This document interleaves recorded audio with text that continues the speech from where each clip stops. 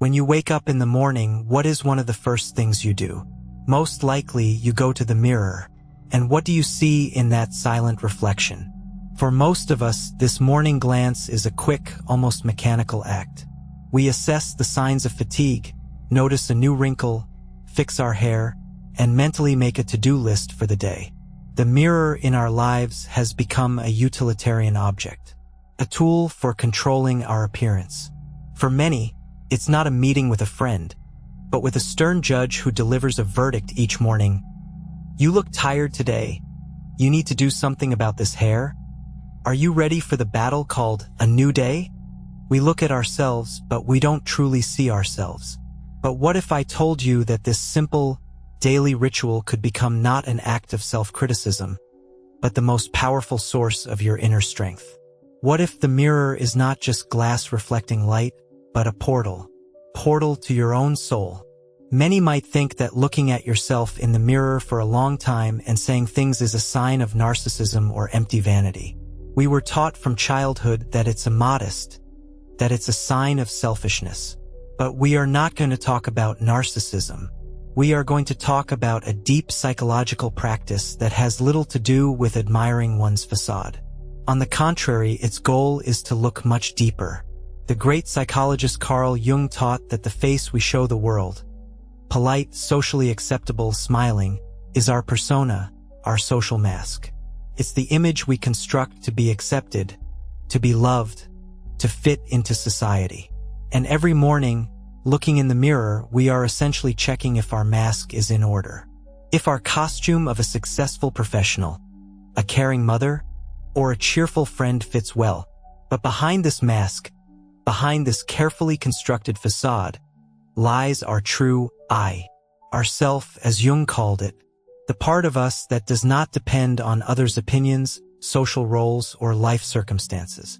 It is our inner center, the source of our genuine strength, wisdom, and confidence. So, the morning ritual in front of the mirror is a unique opportunity. These are precious moments of silence when you can meet your true self, before you put on the armor of social roles and step onto the stage of life. It's a moment when you can look through the mask and establish contact with your soul. The 7 phrases we will talk about are not just a set of positive affirmations to be repeated mindlessly. They are 7 keys, 7 powerful psychological tools that, day by day, will help you open this portal. Each of these phrases targets a specific aspect of your personality. They will help you accept your shadow sides, find support within yourself, learn to trust your path, and ultimately, find that calm and unshakable confidence that does not depend on external circumstances. This morning ritual is an act of courage. It's a decision to start the day not by evaluating your facade, but by strengthening your foundation. It's a declaration to the universe that you choose yourself. Are you ready to turn your morning glance in the mirror from an unconscious habit into a conscious sacred act? If so, let's start with the first 2 phrases, which are dedicated to the most difficult, but also the most important part of this journey, accepting your shadow. So, you are standing in front of the mirror. You have looked away from external imperfections and are ready to look deeper. The first 2 steps, the first 2 phrases we will say, are dedicated to the most challenging, but also the most healing work, meeting your shadow. What is the shadow? According to Jung, the shadow is not something evil or vicious. It is, figuratively speaking, our personal basement, where we have thrown all the parts of ourselves throughout our lives that we considered unacceptable, shameful, or inconvenient. It is our inner exile.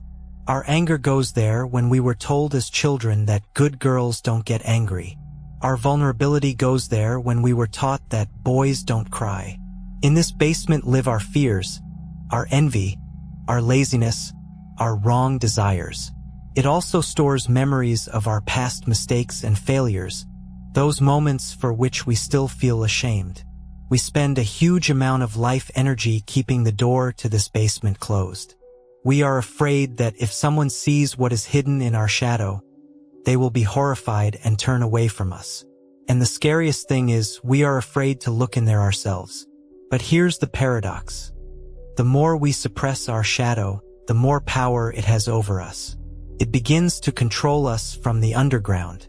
Unexplained outbursts of rage, sudden bouts of melancholy, self-sabotage when we destroy our own success one step from the goal. All these are the doings of our rejected shadow. It is trying to cry out to us. True confidence is born not when we become perfect, but when we become whole. When we stop fighting with ourselves and accept ourselves completely, with all the light and all the shadow. And the first two phrases are the key to the door of this basement. Look yourself in the eyes, deeply, and say the first phrase. Say it slowly, thoughtfully, allowing each word to penetrate inside. Phrase 1. I see you, and I accept you with all your past. Feel the power of these words. I see you is not just a statement of fact. It's an act of recognition. You are telling that hidden part of yourself, I know you exist. You don't have to hide anymore. And I accept you with all your past is an act of radical forgiveness and acceptance. You are saying this to the part of you that still cringes with shame for a mistake made 10 years ago. To the part that feels not good enough because of past failures.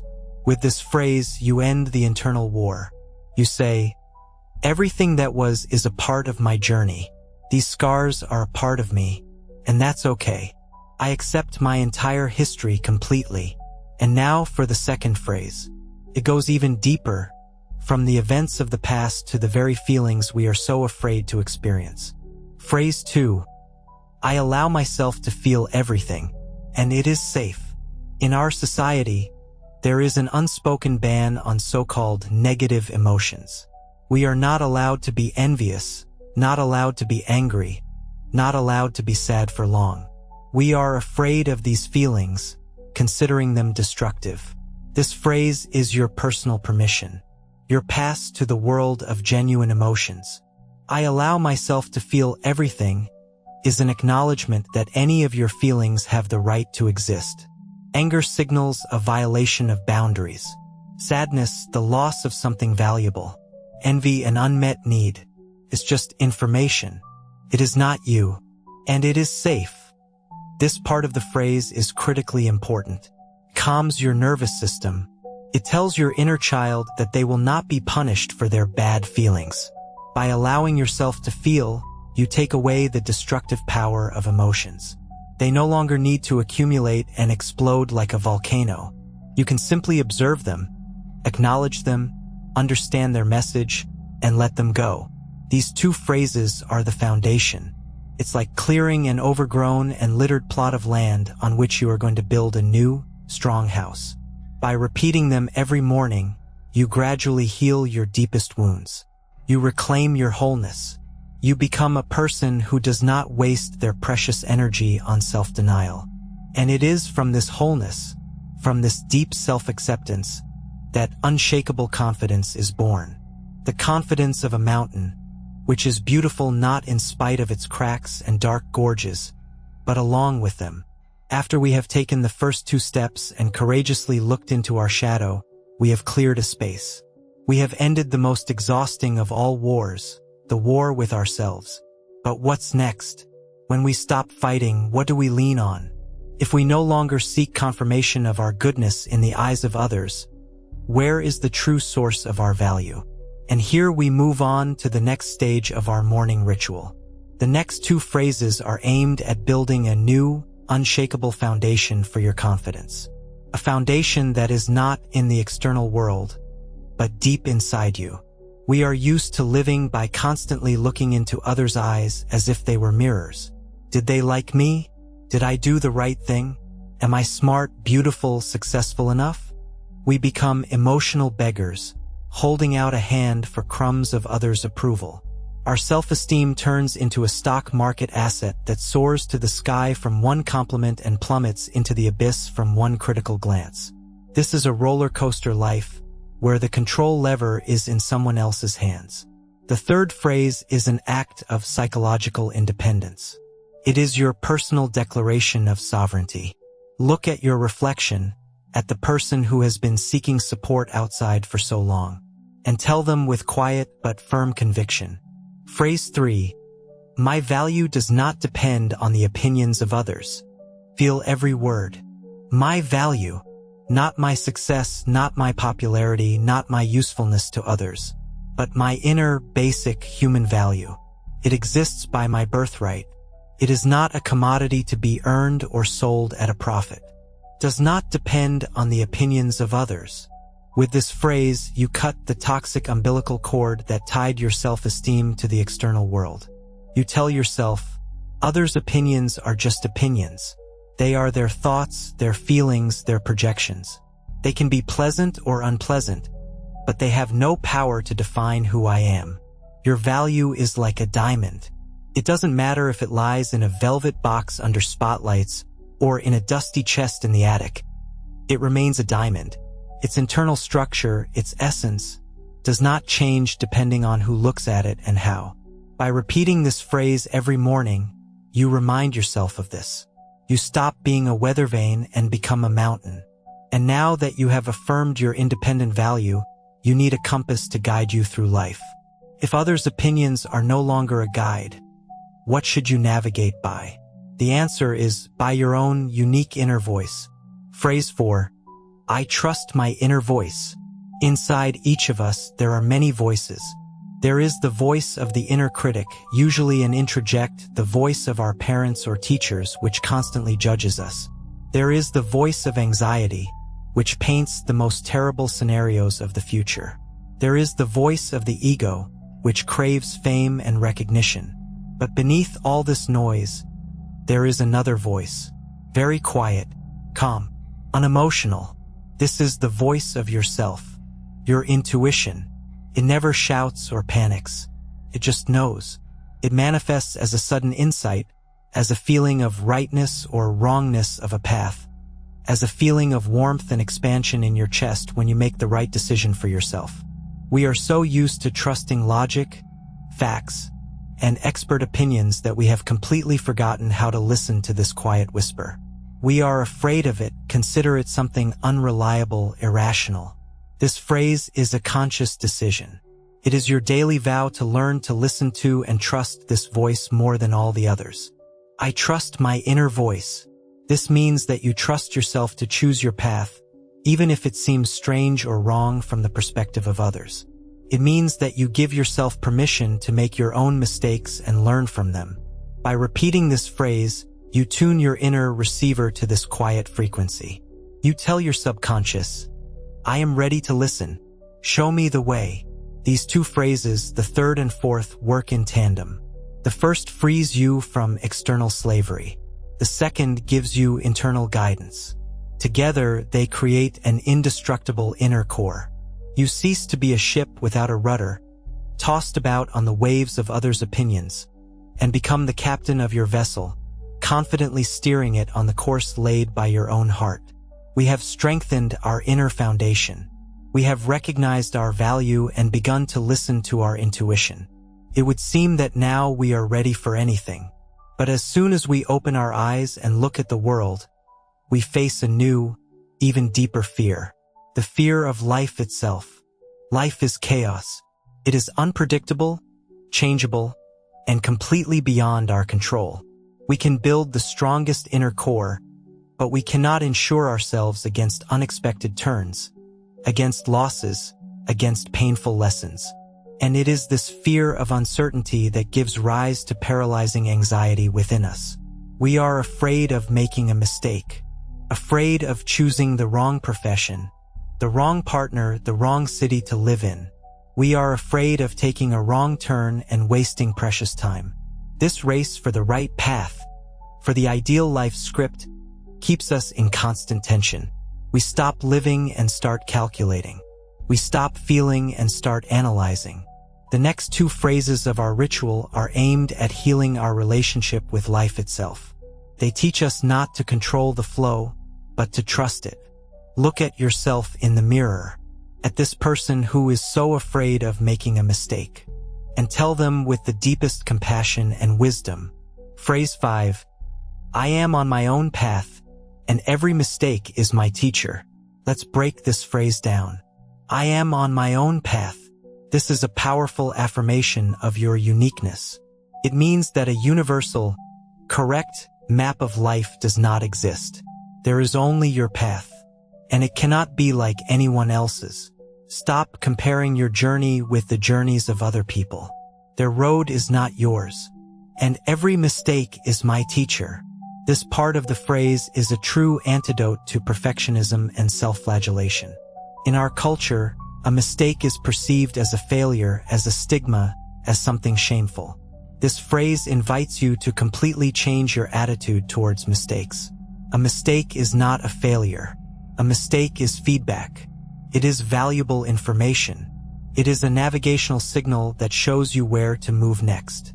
We learn the most important lessons in our lives not from our successes, but precisely from our failures. When you accept your mistakes as teachers, you take away their power to hurt you. You stop being afraid of them. And when the fear of making a mistake disappears, the courage to try, to experiment, to truly live appears. And now let's move on to anxiety about the future, to this constant background worry that poisons our present. Phrase 6. Even in chaos and uncertainty, there is a hidden meaning. Anxiety is born from our ego's desperate need to control the future. We want guarantees. We want to know that everything will be okay. But life never gives guarantees. It is fluid and unpredictable. This phrase is an act of deep trust in life. Not blind faith, but conscious trust. It is the recognition that there is a wisdom far greater than our small, limited mind. Jung called this the wisdom of the unconscious. By repeating this phrase, you learn to let go of the grip of control. You tell yourself, yes, right now I don't understand why this is happening. Yes, right now I'm scared and I feel lost. But I trust that this period is not a meaningless torture, but a necessary part of my journey. Remember your life. The biggest breakthroughs, the most important transformations often happened precisely when your plans collapsed. When you lost a job, broke up with someone, felt at your lowest point. It was in these moments of chaos that the old, "I died to make way for the new." This phrase is your anchor in a life storm. It does not promise that there will be no storm. It promises that you can get through it without losing yourself.